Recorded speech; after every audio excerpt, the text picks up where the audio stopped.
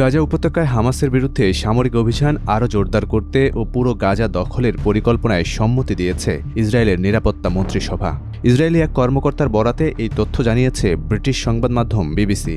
নতুন পরিকল্পনায় গাজার ২১ লাখ ফিলিস্তিনিকে দক্ষিণ দিকে সরিয়ে নেওয়ার কথাও বলা হয়েছে, যা বর্তমানে চলমান মানবিক বিপর্যয়কে আরও তীব্র করতে পারে।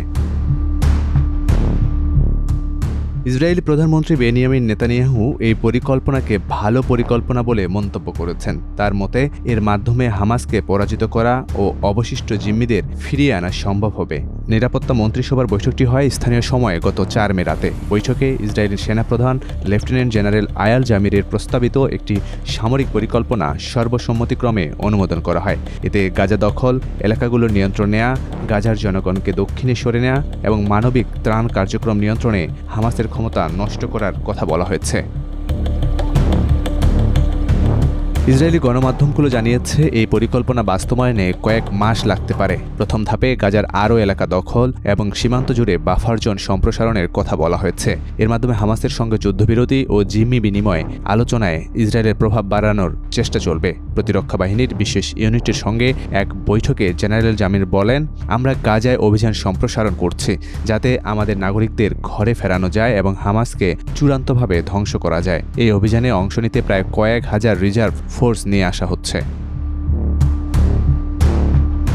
এই পরিকল্পনার একটি অংশে বেসামরিক প্রতিষ্ঠানের মাধ্যমে ত্রাণ বিতরণের কথা বলা হয়েছে, যা গত ২ মাস ধরে চলা অবরোধের অবসান ঘটাতে পারে। তবে জাতিসংঘ ও অন্যান্য ত্রাণ সংস্থা বলছে এটি মানবিক নীতির চরম লঙ্ঘন এবং তারা এতে অংশ নেবে না। জাতিসংঘের মানবিক সহযোগিতা সংস্থা হিউম্যানিটেরিয়ান কান্ট্রি টিম এক বিবৃতিতে জানায়, ইসরায়েল বর্তমান ত্রাণ বিতরণ ব্যবস্থাকে বন্ধ করে দিয়ে নিজেদের নির্ধারিত শর্তে সামরিক ব্যবস্থাপনায় ত্রাণ বিতরণের প্রস্তাব দিয়েছে। এতে গাজার বহু এলাকা ও অসহায় জনগোষ্ঠী প্রয়োজনীয় সহায়তা থেকে বঞ্চিত হবে। এসসিটির ভাষ্য, এই পরিকল্পনা মানবিক নীতির বিরুদ্ধে এবং জীবন রক্ষাকারী ত্রাণকে রাজনৈতিক চাপের কৌশল হিসেবে ব্যবহারে শামিল। এদিকে হামাস ইসরায়েলের এই প্রস্তাবকে রাজনৈতিক ব্ল্যাকমেল বলে অভিহিত করেছে। সংগঠনটি বলছে, মানবিক ত্রাণ নিয়ে এমন পরিকল্পনা যুদ্ধনীতির পরিপন্থী এবং ফিলিস্তিনিদের আরও দুর্ভোগে ফেলবে। ইসরায়েলের ভেতরেও এই পরিকল্পনার বিরোধিতা দেখা দিয়েছে। Hostess and missing families forum এর ভাষ্য, সরকার জিম্মিদের চেয়ে ভূখণ্ড দখলকে বেশি গুরুত্ব দিচ্ছে, যা দেশটির ৭০% নাগরিকের ইচ্ছার বিরুদ্ধে। জাতিসংঘ বলছে, ইসরায়েল এই অবরোধ ও ত্রাণ বন্ধের সিদ্ধান্তে গাজায় খাদ্য, ওষুধ, টিকা ও চিকিৎসা সরঞ্জাম সবই ফুরিয়ে এসেছে। ওখানকার মানুষেরা এখন চরম দুর্ভিক্ষ ও অপুষ্টির ঝুঁকিতে। ২০২৩ সালের ৭ অক্টোবরে হামাসের সীমান্ত পাড়ি দেয়া হামলায় ১,২০০ জন ইসরায়েলি নিহত হন এবং ২৫১ জনকে জিম্মি করা হয়।